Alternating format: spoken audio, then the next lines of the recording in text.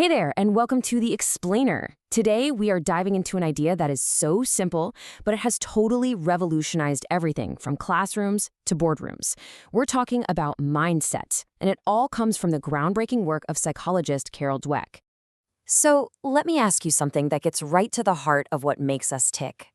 Have you ever noticed how some people just light up when they face a tough challenge, while others kind of shrink away from it? Why is it that some people see failure as this amazing opportunity to learn, while for others it's just completely crushing? Well, it turns out the answer comes from decades of research by a brilliant psychologist at Stanford, Carol Dweck. She studied this exact question for years, looking at thousands of people, from little kids all the way up to top CEOs. And what she found was this simple but totally profound idea that explains this huge difference in how we all approach life. And what she found is that it all boils down to two fundamentally different ways of seeing ourselves and the world around us. You could call it a tale of two mindsets. Okay, so on one side, you've got the fixed mindset. This is the belief that your intelligence, your personality, your talents, they're just carved in stone. You've got what you've got, and that's pretty much it. But on the other side, you have the growth mindset. This is the idea that your abilities can be grown and developed through dedication and good old-fashioned hard work. It sounds simple, right? But the implications, they are absolutely enormous. So let's talk about the fixed mindset first, because as Dweck discovered, it's more than just a belief. It's a trap that can seriously hold you back. Think about it. If you believe you're either smart or you're not, talented or you're not, then every single thing you do feels like a test, right? Every challenge becomes this verdict on whether you're good enough. And that creates this constant nagging pressure to prove yourself over and over and over again.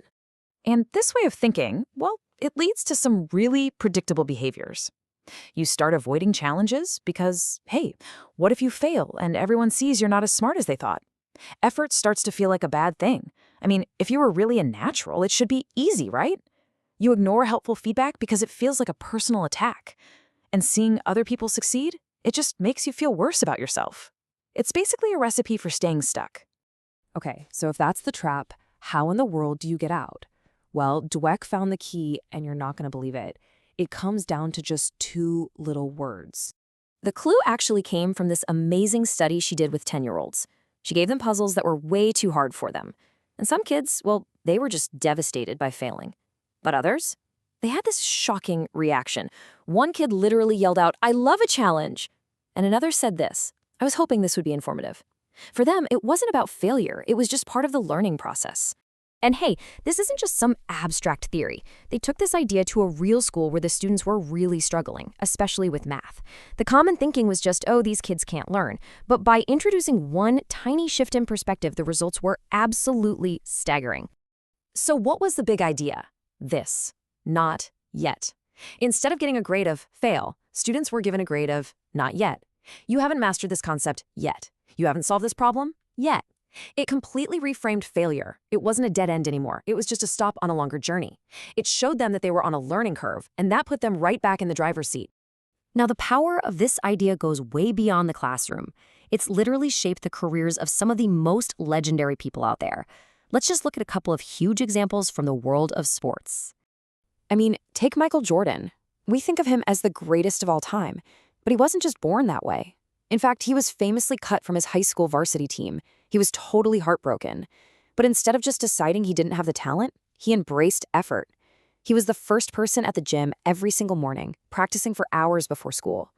That setback wasn't a final verdict for him. It was fuel. Or how about Michael Phelps?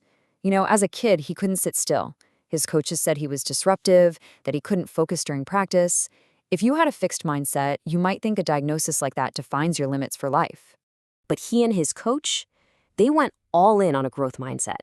They saw focus not as something you either have or you don't, but as a skill you can build.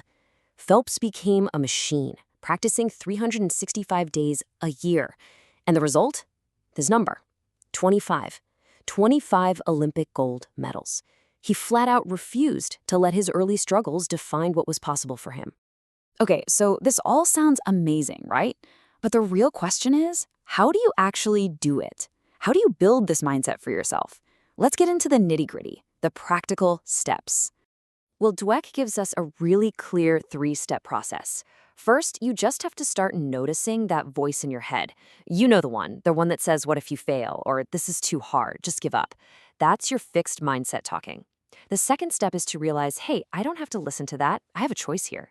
And finally, you have to actively talk back to it with a growth mindset voice. Challenge it. Ask yourself, what can I learn here? Or when have I ever learned anything worthwhile without a bit of a struggle? Now, this next one, this is a game changer, especially if you have kids or you manage a team. It's about how we praise people. When we say things like, "You're so smart," or "You're a natural," we're actually reinforcing a fixed mindset. It suggests that success should just come easy.